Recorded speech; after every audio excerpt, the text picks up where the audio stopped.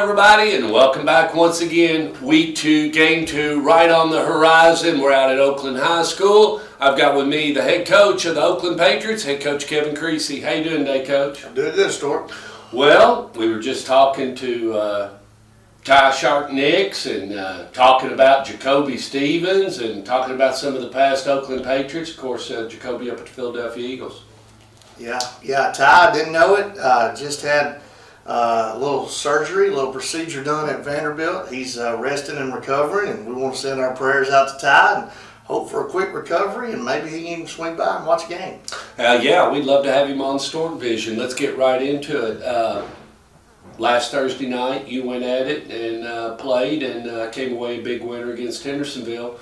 Talk a little bit about things that you thought went well and things you think you need to work on, maybe some missed assignments, and you take it away, Coach. Let's do negatives first and positives second.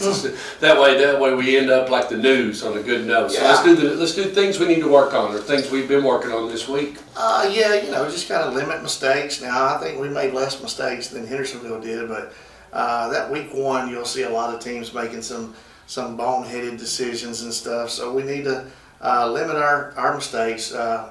Quit having negative yardage plays, quit having turnovers on offense, and then of course defensively, we need to tackle a little bit better, need to cut out penalties, stuff like that. So overall, we had a lot to improve on. I think you improved between week 1 and week 2 more so than any other time in the season. So we've had a lot of good film sessions, been able to watch what we did right, what we did wrong, and then like I said, it's been a good week of practice, and we better have a good week because we got a heck of an opponent coming up.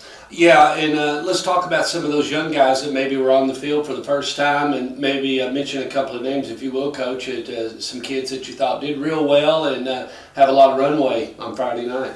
Yeah, Quincy Jackson started the season off with, I think, a 93-yard touchdown reception. That was the longest touchdown reception in Tennessee last week. So that was cool to see that on Max Preps. And then you turn back around and we've got 2 scores on defense. So anytime you can score on defense is phenomenal. Both linebackers for us did a heck of a job. Both linebackers were in double digits with tackles. Nathan Hepburn led the way with the tackles, but like I said, there was a lot of people that made not just big plays, but they made significant improvement from where they were last year. Bronson Chris, just a sophomore, had a pick 6. So we made some huge plays, and like I said, we're looking forward to, like Jarrell Franklin. He's been a 2-year starter for us.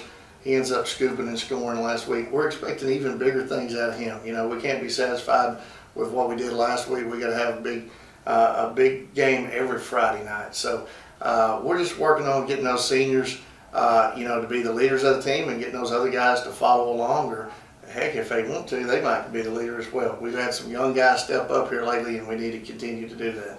Logistically, everything go okay on Thursday night? You get a lot of things going. I'm a big video guy. You got to get your video, and there's just a lot of things that have to go well that you expect to go well, and everything go okay on. Absolutely.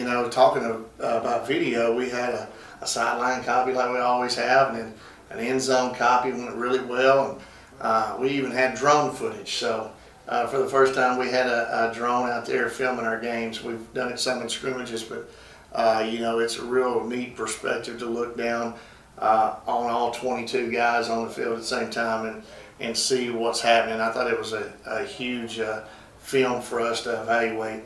And so, everything went off without a hitch. Scoreboard, all that worked perfect. We had our chain crew here that's been here for a couple decades, and so everything hopefully will run smooth again next Friday.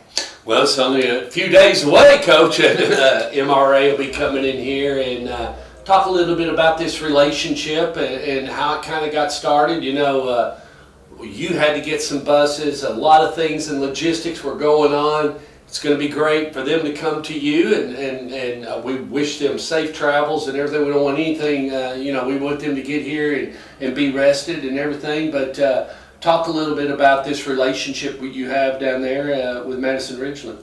Yeah, I got a Hall of Fame head coach. He's a great person and a great coach. Coach Weaver's one of his assistant coaches. That's the guy that we kind of had some contact with. We kind of follow each other on Twitter, and he does a great job with his receivers. He was the guy we initially reached out to because they were having a hard time finding a game. We were having a hard time finding the game. And like I said, for somebody 7.5 hours away from each other to agree to a 2-year deal, that was before gas hit $4 or $5 a gallon. that was a interesting, like I said, contract that we signed. And like I said, last year we were on ESPN. I don't mean ESPN Ocho. I mean like ESPN. It was a big ball game on a Saturday at 2 o'clock. So you can imagine Saturday, 2 o'clock in Mississippi. And Rutherford County's been a part of that. That's the second time Oakland's been in what they call that kickoff classic, and to be chosen as one of the teams that is featured on that car wash of games that goes on all, you have to, if you agree, you really don't know what time you're going to get, do you, Coach? I mean, because one time, Coach McDaniel, they played on a Sunday, but you might get Saturday, you might get Saturday morning, you don't know what you're going to get in that, do you really? No, and like I said, it's such a privilege to be able to play in that.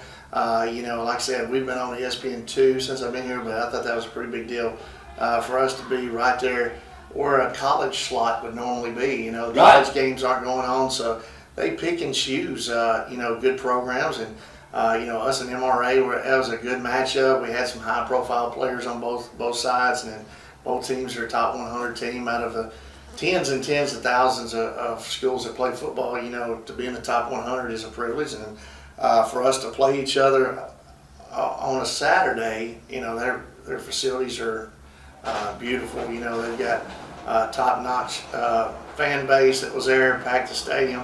Our fans traveled really well. We had a packed house on our side. So the environment was awesome, and then, the game was really close. And then, you turn back around and you look at the trip.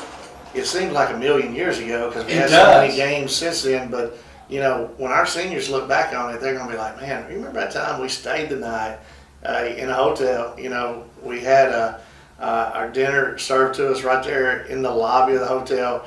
We're watching film. We're trying to get everything planned up. We have a walkthrough at Mississippi College. I thought our guys were laser focused during that.